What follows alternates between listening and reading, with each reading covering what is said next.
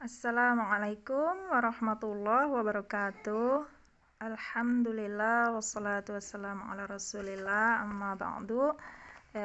Sekarang kita lanjutkan kembali ya pembahasan. Sekarang sudah sampai ke pembahasan tafkhim dan tarqiq pada huruf ro ya. Tafkhim dan tarqiq pada huruf ro yaitu di halaman 76 dan 77 buku hitam Syafi'i ini ya. Jangan lupa beli bukunya karena di video saya sudah dikasih halaman-halamannya, pembahasannya. Jadi tinggal di searching halamannya, maka akan langsung ketemu ya pembahasan video saya ini gitu.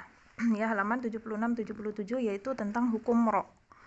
Ya, hukum ro di situ ada tafkhim dan tarqiq ya, dan satu lagi yaitu bisa dibaca dengan tafkhim, bisa dibaca dengan tarqiq. Ya, tafkhim artinya dibaca tebal, kalau tarqiq dibaca tipis ro-nya gitu ya. Nah, tentu sudah tahu ya.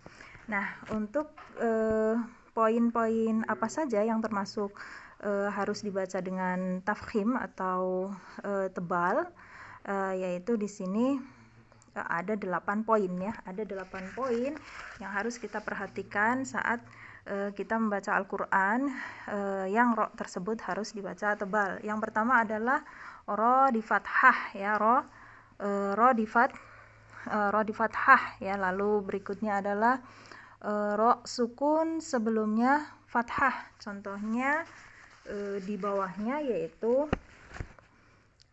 adalah contohnya alam naj'alil ardo ya, ardo. Nah, untuk cara membaca tafkhim atau tebal yaitu dengan cara menaikkan pangkal lidah kita seperti kita mengucapkan huruf isti'la ya. Jadi tarik suara kita dengan cepat dan kuat ke belakang agar tebal bunyi ro-nya gitu. Ro ya, sininya bulat ya, otomatis, bukan kita sengaja bulatin, tapi dia otomatis karena kita lagi menarik suara kita ke belakang dengan cepat dan kuat. Akhirnya bibir kita otomatis bulat, bukan monyong. Kalau monyong itu domah ya, ru. Nah, itu kan monyong banget, ru. Kalau ini kan ro, beda ya. Ru, ro, beda. Ya, itu perbedaan bulatnya ro dengan domah ya. Jadi yang namanya tebal itu bibirnya agak bulat gitu, karena otomatis dari efek dari suara kita yang ditarik dengan cepat dan kuat ke belakang. Ro. Tadi ro di fathah ya, ro. Misalnya di situ waja'alna siroja, siroja. Saya agak cepat ya, udah 3 menit. Lalu yang kedua adalah ardo ya, ardo ya gitu. Lalu yang ketiga adalah bacanya seperti ini ya. Apabila ro sukun sebelumnya adalah sukun selain ya, karena kalau sukun ya dia jadinya ro-nya tipis ya. Maka di sini bacanya ro sukun, waqaf pada ro sukun, lalu sebelumnya adalah sukun selain ya, lalu sebelumnya fathah. Ya, kita lihat contohnya biar mudah, yaitu nomor 3 contohnya wal asr di situ ya. Wal asr tebal, wal so-nya tebal, asr, wal asr gitu ya. Wal wa tipis ya, tapi monyong dulu. Wal asr gitu. Wal fajr gitu ya. Lalu berikutnya yang nomor 4 adalah ro di domah, udah tau lah ya, gampang. Lalu yang kelima, ro sukun sebelumnya domah ya. Ro sukun sebelumnya domah, nomor 5 contohnya alamal Quran di situ. Alamal qur, gampang lah ya. Pokoknya kalau yang namanya ro tebal itu identik dengan huruf-huruf yang berharokat fathah atau domah gitu ya. Seperti itu. Lalu nomor 6 yaitu waqaf pada ro sukun sebelumnya sukun dan sebelumnya domah gitu ya. Contohnya kita lihat di nomor 6 khusr di situ ya. Khusr maka ro-nya dibaca tebal ya. Waqaf pada ro sukun sebelumnya sukun yaitu sin, di sini sukun, lalu sebelumnya hu, di situ dhammah, khusr.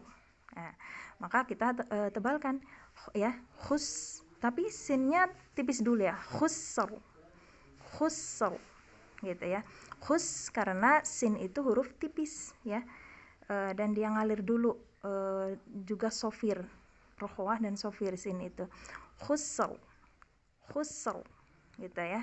Itu cara membaca nomor 6. Lalu nomor 7 yaitu ro sukun sebelumnya hamzah wasol. Ya, ini perlu diperhatikan ya.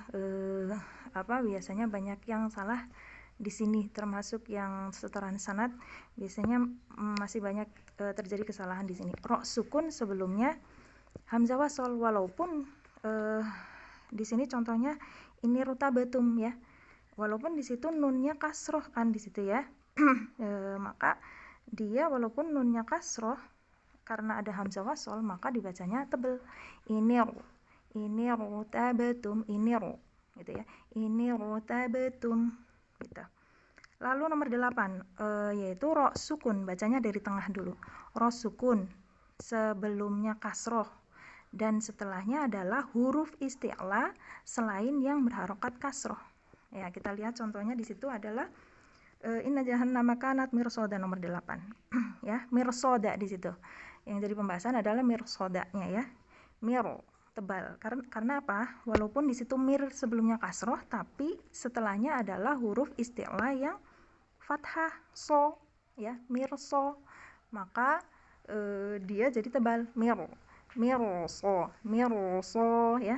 Mirsoda gitu, mirsoda.